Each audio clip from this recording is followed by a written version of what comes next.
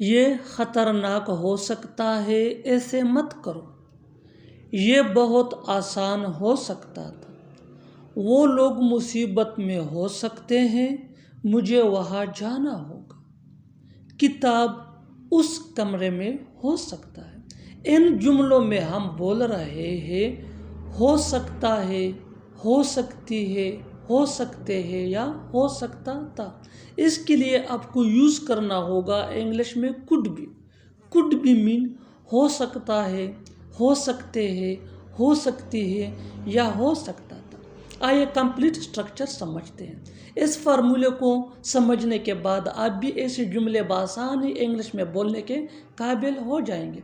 After learning this advance English sentence structure you will be able to speak such as sentences in your day-to-day conversation. So watch this video till to end. Have a look complete structure. Subject plus could be plus third form of verb या other words. आगे detail से समझाता हूँ मिसालों से। Let's see some example for better understanding. ये खतरनाक हो सकता है, ऐसे मत करो। Don't do it. This could be dangerous. Don't do it. This could be dangerous. ये बहुत आसान हो सकता था। This could be very easy.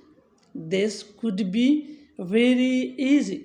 वो लोग मुसीबत में हो सकते हैं, मुझे वहाँ जाना होगा।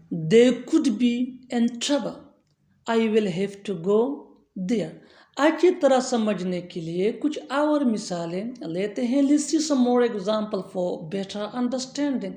Keep this point in your mind that as much as you practice, as soon as you gain fluency, that is really important for spoken English, which can take you from basic to advanced level. Next example. किताब उस कमरे में हो सकता है। The book could be in that room.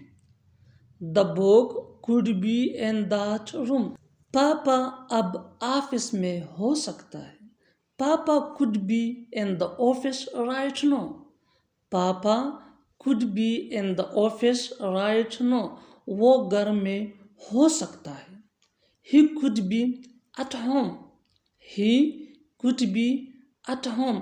और आखिर में ये सेंटेंस आपके लिए कमेंट सेक्शन में इसका जवाब ज़रूर देना। Do remember that advanced English sentence structure is very important for spoken English. So if you want to strong your fluency and spoken level, so then you have to learn advanced English sentence structure. So learn and practice this advanced English sentence structure as much as possible, so that you can get fluency that can take you from basic to advanced level.